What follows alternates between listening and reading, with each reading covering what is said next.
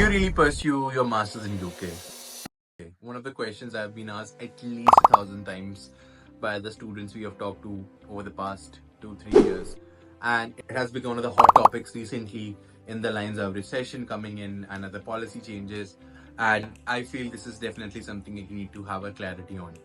So in this video, we're going to be talking about pros and cons of studying in UK. Should you really go to UK at this point of time? Is it really worth it? And of course, other important questions that you might have right now. Before starting the video, just a quick brief of who I am or why you should listen to me. So I have had helped close to 9,000 students really understand how to target these colleges, how to get into these colleges, solving the queries out. We've also helped a lot of students get into colleges like HEC, LPS, LSE, Imperial, and other colleges in USA. I've seen the market evolve for the past 3 years, starting from COVID to now, and I know how it works out. And we have a lot of mentors also studying in UK right now, and we've gotten actual updates from them before preparing this video. So I would try to give you as much as clarity on this topic. So let's start the video.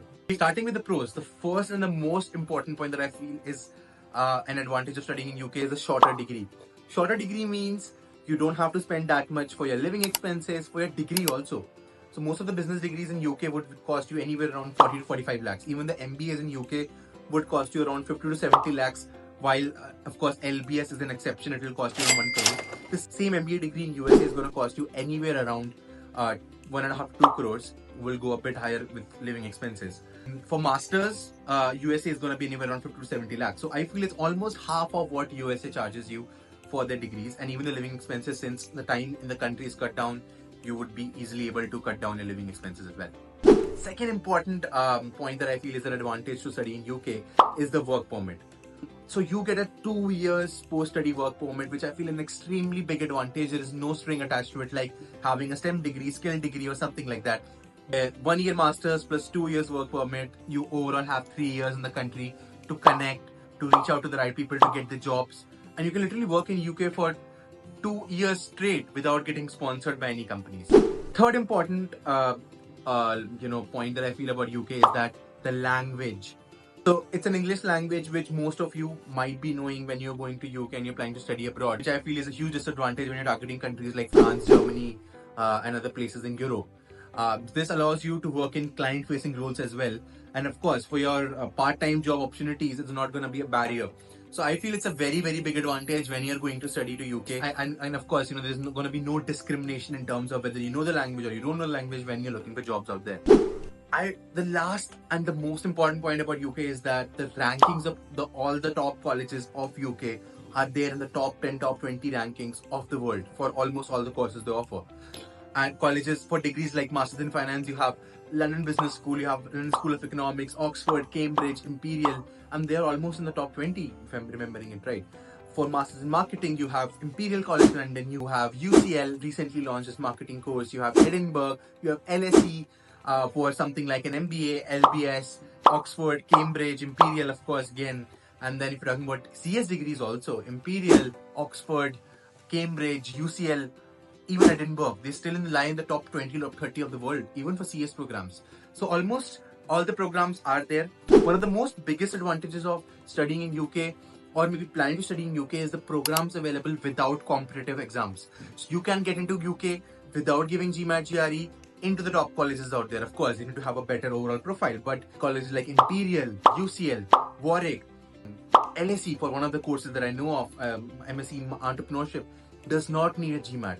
And that is a very big advantage. People working out there who don't have the time to prepare for GMAT, GRE, people who are not so good at quantitative sections of these exams can literally just go to the best university without this being a barrier. And that's what attracts a lot of students in UK, and that's what is also one of the biggest cons of studying in UK, which is amount of Indians. So I just saw an article a couple of days before, and in 2022, 1.5 lakh Indians went to UK. Number rise in 2023, in 2024, and it's going to be hiking at least 30% in comparison to 2022. So you are competing with lots and lots of Indians. So you have to understand, when you go to a different country, the companies, after your post-study work permit gets over, they have to sponsor your visa. And if they're really looking for a very important role, they would want you to be part of that role for a longer period of time.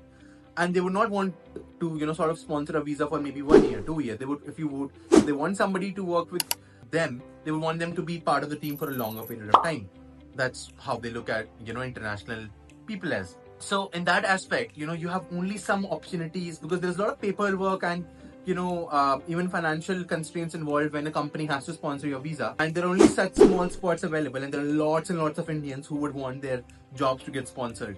So that's a very, very big disadvantage when you're going to UK, because I recently saw, I think the number of Indians is gonna rise by, I think, 35% by 2026, which is gonna make it more competitive, because assuming you're watching the video now in 2025, you're gonna be graduating mostly by 2026 or 2027, and the market is gonna be even more competitive. In this competitive market, one thing that can really help you a lot is going to be experience.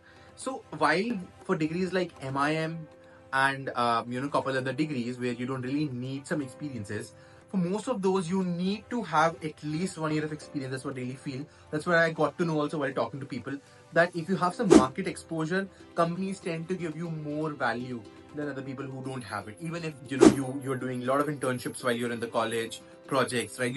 They still have an edge over them.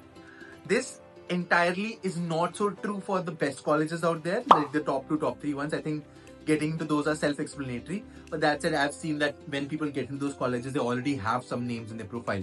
If you're targeting degrees like Masters in Finance, something like MSc Marketing, or some other technical, specialized degrees, I would suggest at least have 1 to 1.5 years of industrial experience that you can show to the employers when you go to UK. Third important point that I feel is a disadvantage when you're applying to study in UK is the living expenses. So studying in London can cost you anywhere around £1,300 to £1,900, and of course it's going to be a bit higher than this figure. So overall it can go anywhere around 15 to 20 lakhs per year, and that's almost the tuition fees of a lot of colleges in countries like Ireland and Tier 2 GSC countries. That's huge, I feel, and in some cases even higher than Paris. Of course, it depends on how you live, how you do it, and of course you can work part time also. UK is a really good place to do that, but it's very huge. I might not go to UK because of this. Fourth important negative point about UK is their QS rankings.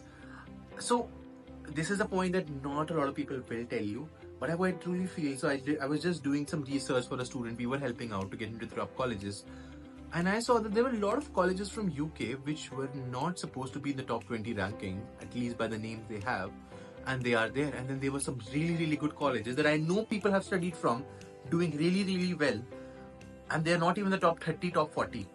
So this really made me think that whether QS rankings are that good or are they rigged. And I did some research, and I did found some couple of articles saying that QS rankings are paid rankings. I'm not so sure. I don't have an opinion on that, but it was definitely a surprising point. So I'm just saying that don't completely trust on the QS rankings of UK colleges. And we're gonna discuss this why next. So the biggest disadvantage of studying in UK is the fact that there are lots and lots of partner universities out there. And when you talk to consultancies, you will see that most of them are pushing you to colleges where they say that you will definitely get an admit, you don't need to do anything, you will still get in. And those are the worst colleges. You would not want to go there, trust me, right? You're not going to get the job. I'm going to give you in written. Unless and until you get lucky, or you are doing an extremely skilled degree, it's going to be very difficult, especially for business programs. Please don't. Simple thumb rule here should be targeting the top 6, top 7 colleges in UK. If you're not eligible, please don't go to UK in that case. Target some other countries where you could get into the top colleges. Let me tell you why. So UK, while the advantage of having GMAT non-GRE universities is that there is less constraint to get into UK. That is also a problem because this allows a lot of students to get into UK, right? So all the Tier 2, Tier 3 universities in UK don't want a GMAT GRE, and that's why a lot of Indians go there, which makes the market even more competitive and decreases the value of those colleges in the market. So that's why I don't feel you should be targeting those lower tier colleges. A simple list would be targeting London Business School, Oxford, Cambridge, LSE, Imperial, UCL, Warwick, Manchester, Edinburgh for some courses. Otherwise, don't go beyond this. Please don't go beyond this. That's what my personal suggestion would be. So finally, addressing the biggest question: are people getting jobs right now in UK? And I would say that Yes, they are, but only if you are from the best colleges out there. Now, one big side of UK is that you will see a lot of people posting that they're not getting jobs. The UK is the worst country right now. There's a recession going on. Of course, it's going on. But in 90% of the cases, that what I personally saw, I'm being honest with you, is that all of those guys were from tier 2, tier 3 colleges, and nobody was blaming the fact that the college they are from. See, there is no assistance from colleges in other countries except India to get a job. It really depends on the alumni network and the sort of career fairs happen. And top colleges alumni network is way better than the tier 2, tier 3 colleges out there. So those tier 2, tier 3 colleges might be some really good colleges for UK people. For Indians, they are not, because you're going abroad, you're going to a different country, right? So you have to understand, for example, if you study from a good college, like maybe Amity in India, right? Which is not the best college in India, but yes, of course, it's a decent college. It does offer placements, right? Which is fine for a lot of people. But somebody coming from abroad and studying in Amity might not give them the best ROI, right? For a category of people for whom maybe India is expensive, Amity might not give the best ROI. So you need to target those set of colleges where you are you are sure that the ROI is going to be there. That's the list I provided just now. And whenever somebody says something negative about UK, it's fine, take it in. In a lot of cases, it is also true, but also do an extra, take an extra step and do some research and see which college they are from.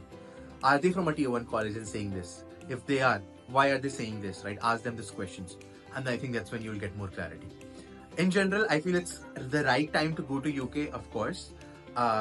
If don't go to UK right now, if you're taking a huge loan, huge risk, please don't do that. I think you should not do it anywhere else. If you can, sustain yourself for at least 6 to 8 months after you're studying, after your degree is completed in UK, I think you should go, because then you will have enough time to get the right opportunity, do the right work, understand the market, understand what the companies really like, and get it. Always have a backup option with you, because going abroad is not the safest thing to do. It has huge rewards, there's no doubt about it, and the risk reduce higher the list you go in terms of top colleges. One last point that I want to mention about UK is that one negative point you can say is that the colleges in UK are really competitive in terms of the CGPA, right? Almost all the colleges in UK want you to have 8 CGPA, except London Business School and a couple others. For MBAs, they are again more relaxed, but in terms of CGPA, they are very strict. So if you don't have that, it might not be the best place, because then again you're going to get into tier 2, tier 3 university in UK. That's it from my side. I feel I gave you some clarity and I tried to make it as insightful as possible. If you have any questions, anything, you need help in getting into the best colleges in UK, there is a link in the description. You can of course go there and book a session with us. And if you really like the video, please do share, like and subscribe. Have a great day.